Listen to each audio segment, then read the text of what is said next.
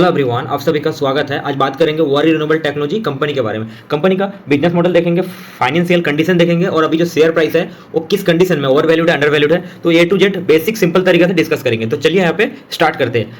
और one day यहाँ पे रिटर्न 1.72% का पॉजिटिव रिटर्न मिल रहा है और 5 डे 6.37% का पॉजिटिव रिटर्न मिल रहा है। तो यहाँ से अभी जो 5 डे में जो रिटर्न मिल रहा है, तो यहाँ से थोड़ा सा चार्ट पैटर्न थोड़ा सा अपर दिखाई दे रहा है। तो अभी जो करेक्शन है ऑलरेडी यहाँ पे देखेंगे तो जो हाई प्राइस गया था वहाँ से अभी करेक्शन कितना है, 71% करेक्शन है। तो अभी क्या यहाँ पे बाय करना मौका सही रहेगा या फिर यहाँ पे धोखा है और ज़्यादा ट्रैप हो सकता है? तो चलिए समझते हैं अभी शेयर प्राइस को लेकर। एक टाइम में इस स्टॉक बैक टू बैक काफ़ी रिटर्न दे रहा था। यहाँ पे देखेंगे कितना रिटर्न दे रहा था, 26 मार्च से लेकर 7 मई 2024 तक 112% का रिटर्न दे रहा था। और इससे थोड़ा सा पहले चलते हैं, यहाँ पे देखिए चार्ट पैटर्न आप देख के थोड़ा सा शॉक्ड हो जाएंगे। कितना, 6 अक्टूबर से लेकर 3 मई 2024 तक 889% रिटर्न दे रहा था। तो इतना शॉर्ट टाइम है, सोचिए, मतलब अक्टूबर से लेकर मई तक इतना शॉर्ट टाइम के अंदर 889% रिटर्न दे रहा था। तो यहाँ पे सेल्स ग्रोथ जितना नहीं हुआ, प्रॉफिट ग्रोथ जितना नहीं हुआ, उससे ज़्यादा शेयर प्राइस ऊपर चला गया। तो यहाँ पे टोटली ओवर वैल्यूड हो गया था। बट इस टाइप का बातें कई सारा वीडियो में डिस्कस कर चुका हूँ। तो ये है रहा मेन पॉइंट। और यहाँ से गिरने का सबसे बड़ा रीजन था, यहाँ पे मैं मानता हूँ कि यहाँ पे थोड़ा बहुत यहाँ पे गिर सकता था कि 30%, 40%, 50%। और इतना ज़्यादा गिरने का रीज़न ये है कि भाई एक तो फॉरेन इन्वेस्टर पैसा निकाल रहा है, ऊपर से हमारा back to back 3 quarter GDP growth बहुत ही खराब आया, जितना एक्सपेक्टेशन था उसके हिसाब से नहीं आया। और ऊपर से यूएस में ट्रम्प चाचा जो है टैरिफ वाला वॉर लगा दिए। तो ये सब कहीं सारा रीजन है, बट ये सब शॉर्ट टर्म प्रॉब्लम है। आप अगर वारी रिन्यूएबल में इन्वेस्ट करना चाहते हैं तो यहाँ पे मुझे ऐसा लगता है कि अभी थोड़ा सा मौका यहाँ पे बन सकता है। क्योंकि देखो, जब इस टाइप का स्टॉक्स है ना, जब बिल्कुल पिट जाए, जब बिल्कुल डिस्काउंट में हो जाए, देखो यहाँ पे अभी कुछ टाइम में देखेंगे, अभी नीचे यहाँ पे थोड़ा कंसोलिडेट कर रहा है। देखो यहाँ पे अभी थोड़ा टाइम से कंसोलिडेट कर रहा है और यहाँ पे तो 5 डे में थोड़ा बैक टू बैक अभी रिटर्न देना स्टार्ट किया है। यहाँ पे अब चार्ट पैटर्न से क्या समझ में आ रहा है कि रिटर्न देना स्टार्ट किया है। और 1 मंथ में समझते हैं, 1 मंथ यहाँ पे देखो कि गिर रहा है और वापस फिर यहाँ पे रिटर्न दे रहा है, फिर गिर रहा है और वापस रिटर्न दे रहा है। तो क्यों ऐसा हो रहा है भाई? इस स्टॉक्स में एक पैनिक बना हुआ है कि पता नहीं क्या यार, और भी शायद गिर जाए। लेकिन यहाँ पे मैं एक बात बता दूं, जो स्मार्ट इन्वेस्टर है ना, उसको पता है कि इस स्टॉक्स का फंडामेंटल स्ट्रांग है, प्लस फाइनेंशियल स्ट्रांग है, और इसके अलावा जो है बिजनेस मॉडल जो है यार वो भी स्ट्रांग है। क्योंकि आने वाला दिनों में ग्रीन एनर्जी डेफिनेटली यहाँ से रॉकेट बन सकता है। तो चलिए बेसिक इंपॉर्टेंट चीज़ें थोड़ा चेक कर लेते हैं। तो यहाँ पे देखते हैं वारी रिन्यूएबल टेक्नोलॉजी का मार्केट कैप 8,949 करोड़, यानी कि 9,000 या 10,000 करोड़ समथिंग बोल सकते हैं। गूगल में वहाँ पे 10,000 बता रहा है। तो अभी जो शेयर प्राइस है देखते हैं अंडर वैल्यूड है ओवर वैल्यूड है, उसके लिए देखना होगा स्टॉक पी 47 या 48 बोल सकते हैं। और इंडस्ट्री पी के साथ में कंपेयर करते हैं, इंडस्ट्री पी भी 48। तो उसके हिसाब से निकल के आ रहा है ना ओवर वैल्यूड है ना अंडर वैल्यूड है। तो उसके हिसाब से एवरेज जोन में कर रहा है भाई। यहाँ से अगर मुझे लगता है कि ऑलरेडी 71% जो हाई प्राइस गया था, हाई से यहाँ पे 71% करेक्शन मिल रहा है। यहाँ पे एक बहुत बड़ा मौका बन सकता है। देखिए मैं बता रहा हूँ, स्टॉक मार्केट खरीदने का यहाँ पे हाई में सही टाइम नहीं होता है। जब अच्छे स्टॉक्स है ना गिर जाए, पिट जाए, मैं मानता हूँ कि इस स्टॉक के अंदर में हाई रिस्क हाई रिवॉर्ड है, लेकिन यार इस स्टॉक आप खुद दिमाग लगाओ, खरीदने का सही टाइम क्या होगा? कि अभी 70% गिर गया, आपको क्या लगता है कि 100% गिर जाएगा? आप कमेंट्स करके बताइए कि 100% गिर जाएगा। भाई नहीं गिरेगा, ऐसा कुछ नहीं हुआ इस कंपनी के पास कि कर्जा बहुत बढ़ गया, प्रोमोटर माल बेच के निकल रहा है, ऐसा कुछ भी नहीं हुआ। तो इस स्टॉक में यहाँ पे बाय ऑन डिप स्टार्ट कर सकते हैं भाई। मैं तो डेफिनेटली यहाँ पे बेसिक स्टार्ट करूंगा। इस स्टॉक से एक टाइम में मैं भी पैसा कमाया, मैं पूरा रिसर्च करके बैठा हूँ। यहाँ पे क्या हुआ था, मैं आपको अभी थोड़ा पहले बताया कि पैनिक हो रहा है। जैसे 15% रिटर्न दे रहा है, वहाँ पे फिर प्रॉफिट बुकिंग आ जाता है, तो फिर वापस नीचे आ जाता है। फिर से 15% रिटर्न देता है, वहाँ पे 10% नीचे गिरावट हो जाता है। तो एक पैनिक डर का माहौल बना हुआ है। मुझे ऐसा लगता है कि यहाँ पे अगर बाय ऑन डिप करना स्टार्ट करेंगे, ठीक है, तो मान लीजिए यहाँ पे और 10% गिरता है भाई, और थोड़ा एड ऑन करो, सिंपल सा चीज है। और 10% गिरता है और एड ऑन करो भाई, 70% तो गिर गया ऑलरेडी, नंगा तो हो गया। क्या बताऊं इसको यार, मतलब वारी रिन्यूएबल टेक्नोलॉजी ऐसा है कि ना अभी और गिरने को और पिटने को कुछ बचा ही नहीं है, ठीक है ना। अगर ज्यादा से ज्यादा यहाँ से होगा ना, मुझे ऐसा लगता है कि 15% से नीचे नहीं जाएगा, ठीक है।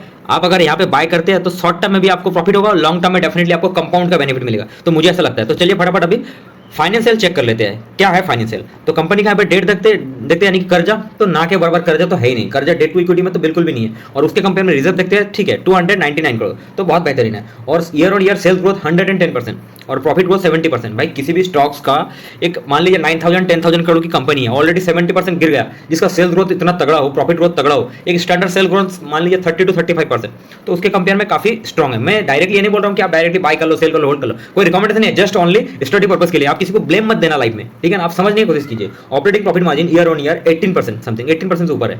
और अभी लेटेस्ट ऑपरेटिंग प्रॉफिट मार्जिन 20%, तो पहले से यहाँ पे ऑपरेटिंग प्रॉफिट मार्जिन बढ़ चुका है। और इसके अलावा यहाँ पे प्रोमोटर होल्डिंग अभी भी 74% है, और अभी पहले से स्टेक होल्डिंग कर रहे हैं। शेयर होल्डिंग पैटर्न में प्रोमोटर मार्च 2024 से देखेंगे 74%, यानी कि पहले से स्टेक होल्डिंग कंसिस्टेंसी तरीके से मेंटेन कर रहा है। यहाँ पे प्रोमोटर कंपनी को चला रहा है, प्रोमोटर भाई, प्रोमोटर ही कंपनी के बारे में सब कुछ जानते हैं, तो प्रोमोटर यहाँ पे काफी स्टेबिलिटी दिखाई दे रहा है। हाई प्राइस गया था 3038 और इसका 52 वीक लो प्राइस है 759, यानी कि बिल्कुल अभी लो कंडीशन में है। अभी रिसेंटली क्या है मैं आपको बताया 10-15% का यहाँ पे रिटर्न मिलने लगा है, तो अपर मूवमेंट दिखाई दे रहा है। तो यहाँ पे अभी गुड न्यूज़ क्या है कि फॉरेन इन्वेस्टर यहाँ पे एड ऑन करना स्टार्ट कर दिया। यहाँ पे थोड़ा ध्यान से देखेंगे, फॉरेन इन्वेस्टर 21 मार्च यहाँ पे 7,470 करोड़ यहाँ पे बाय किए हैं और डोमेस्टिक इन्वेस्टर अभी सेल कर रहे हैं। भाई इतना टाइम से डोमेस्टिक इन्वेस्टर अब बाय करते आ रहे थे, अब अगर पिछली डेटा देखेंगे ना तो बैक टू बैक बाय कर रहे थे, तभी जाके हमारे स्टॉक मार्केट थोड़ा सा मेंटेन हो रहा था। नहीं तो मुझे ऐसा लगता है कि यहाँ पे अच्छे स्टॉक्स है ना 50-60% गिरा ना तो 70-80% भी जा सकता था। वॉरेन बफेट का पता लगा यार ये तो इतना ज्यादा रिटर्न दे दिया था 1 साल 5 साल में, आप सोच भी नहीं सकते हो कोई भी स्टॉक इतना ज्यादा रिटर्न नहीं देता है। तो यहाँ पे तो प्रॉफिट बुकिंग आना तय था।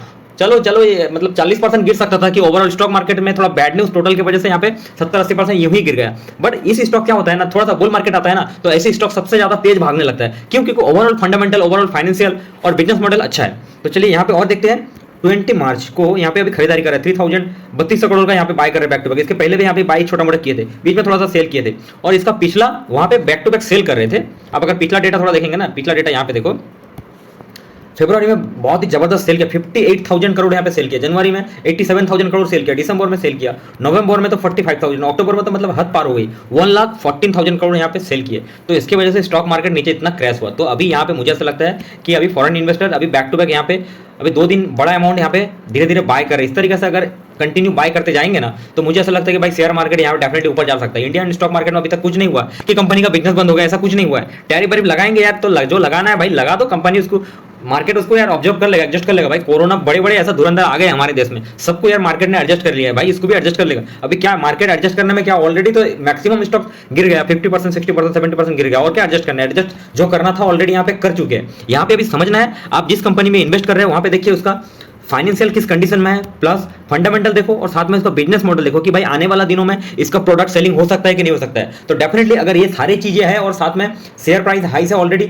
40-50%, 60%, 70% गिर गया, उस स्टॉक्स में यहाँ पे बाय करना स्टार्ट करो। और साथ में आप ये कोशिश करो कि डाइवर्सिफाई सेक्टर रखो, एक सेक्टर में नहीं। ग्रीन एनर्जी सेक्टर हो गया, इलेक्ट्रॉनिक सेक्टर हो गया, एफएमसीजी सेक्टर हो गया, केमिकल सेक्टर हो गया, रेलवे सेक्टर हो गया, तो सभी सेक्टर का एक दो स्टॉक्स रखो यार, क्या दिक्कत है। एक लार्ज कैप और एक स्मॉल कैप इस तरीके से रखो, और वहां पे जैसे जैसे गिरता है ऑलरेडी अगर 50% वहां पे गिर जाता है, भाई देखो मैं आपको और एक इंपॉर्टेंट बात बताऊं, शेयर प्राइस में ना अब मान लीजिए हाई जाता है, बिल्कुल लो में आप खरीद नहीं पाएंगे। आपको लगता है कि यार क्या अभी वॉरेन बफेट 70% गिर गया, आपको क्या लगता है 80% वहां पे जाकर खरीद लेंगे, भाई वहां पे हो सकता है कि back to back upper circuit लग जाए तो आप खरीद नहीं पाएंगे। तो यहाँ पे एक बेसिक रूल्स होता है, फॉर्मूला होता है, ठीक है ना। जब इसका शेयर प्राइस रीजनेबल में आ जाए, ऑलरेडी जो गिरना था गिर गया और अभी क्या है ना नीचे कंसोलिडेट कर रहा है, मैं आपको एक इंपॉर्टेंट बात बताऊं, कंसोलिडेट कर रहा है तो उसी एवरेज जोन में कंसोलिडेट कर रहा है, तो जहां पे कंसोलिडेट करता है ऊपर से इतना नीचे गिर जाता है, कंसोलिडेट करता है, तो वहां पे बाय करने का एक सही सिग्नल होता है। ये तो एक्सपीरियंस पर्सन यहाँ पे बाय करेंगे ना, मैं ऐसा नहीं बोल रहा कि वॉरेन बफेट में कीजिए, अच्छे स्टॉक्स उठाइए यार, तो वहां पे बाय कीजिए। शॉर्ट टर्म और लॉन्ग टर्म का नजरिए रखिए, शॉर्ट टर्म में इतना ज्यादा नहीं, लॉन्ग टर्म का नजरिए रखिए, डेफिनेटली आपको कंपाउंड का बेनिफिट मिलेगा। तो बैलेंस शीट समझते हैं, रिजर्व देखेंगे पहले इतना ज्यादा नहीं हुआ करता था, तो अभी रिजर्व काफी स्ट्रॉन्ग है 299 करोड़, और उसके कंपेयर में बोरिंग यानी कि कर्जा देखते हैं, पहले इतना कर्जा नहीं था तो बीच में थोड़ा बहुत हुआ था, अभी कितना है 32 करोड़ है कर्जा, ना के बराबर, इतनी बड़ी कंपनी में कर्जा कुछ नहीं है। और उसके हिसाब से कैपेक्स यहाँ पे थोड़ा बहुत हो रहा है। कंपाउंडेड सेल्स ग्रोथ देखेंगे 10 ईयर, 5 ईयर, 3 ईयर बहुत ही जबरदस्त है। इसकी वजह से इस शेयर ने ना भाई इतना ज्यादा यहाँ पे हाई रिटर्न दिया था, 5 साल में इतना तगड़ा रिटर्न दिया था।